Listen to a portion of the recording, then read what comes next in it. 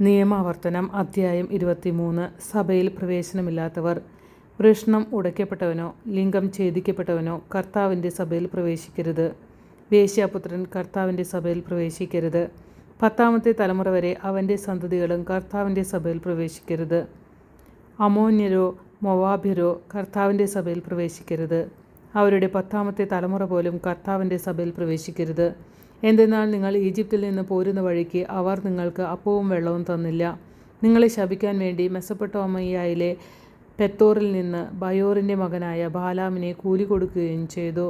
എങ്കിലും നിങ്ങളുടെ ദൈവമായ കർത്താവ് ബാലാമിൻ്റെ വാക്ക് കേട്ടില്ല.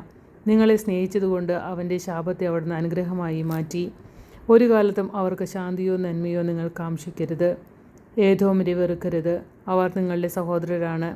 ഈജിപ്തുകാരെയും വെറുക്കരുത്, എന്തെന്നാൽ അവരുടെ രാജ്യത്ത് നിങ്ങൾ പരദേശികളായിരുന്നു. അവരുടെ 3ാം തലമുറയിലെ മക്കൾ കർത്താവിൻ്റെ സഭയിൽ പ്രവേശിച്ചു കൊള്ളട്ടെ. പാളയത്തിൻ്റെ വിശുദ്ധി. ശത്രുക്കൾക്കെതിരായി പാളയമടിക്കുമ്പോൾ നിങ്ങൾ എല്ലാ തിന്മകളിൽ നിന്നും വിമുക്തരായിരിക്കണം.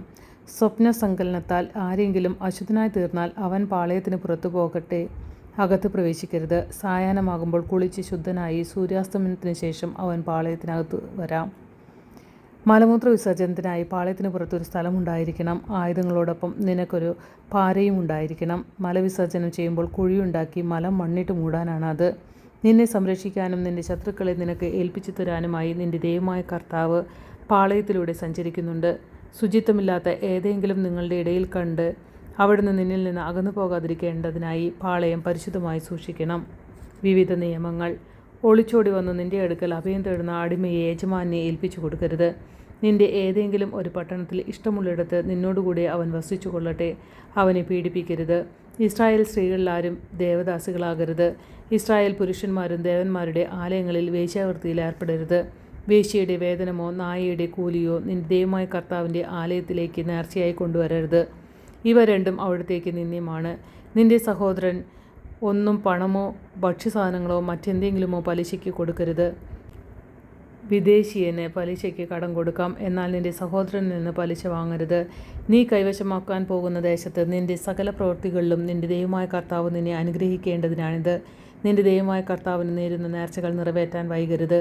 അവിടുന്ന് നിശ്ചയമായും അത് നിന്നോട് ആവശ്യപ്പെടും. നീ കുറ്റക്കാരനാവുകയും ചെയ്യും. എന്നാൽ നേർച്ച നേരാതിരുന്നാൽ പാപമാവുകയില്ല. വാക്ക് പാലിക്കാൻ നീ ശ്രദ്ധിക്കണം. വാഗ്ദാനം ചെയ്യുമ്പോൾ സ്വമേധയാ നിന്റെ ദൈവമായ കർത്താവിന് നേരുകയായിരുന്നു. അയൽക്കാരൻ്റെ മുന്തിരിത്തോട്ടത്തിലൂടെ കടന്നു പോകുമ്പോൾ നിനക്കിഷ്ടമുള്ളിടത്തോളം ഫലങ്ങൾ പറിച്ചു തിന്നുകൊള്ളുക. എന്നാൽ അവയിലൊന്നുപോലും പാത്രത്തിലാക്കരുത്. അയൽക്കാരൻ്റെ ഗോതമ്പ് വയലിലൂടെ കടന്നു പോകുമ്പോൾ കൈകൊണ്ട് കതിരുകൾ പറിച്ചെടുത്തുകൊള്ളുക. അരിവാൾ കൊണ്ട് കൊയ്തെടുക്കരുത്.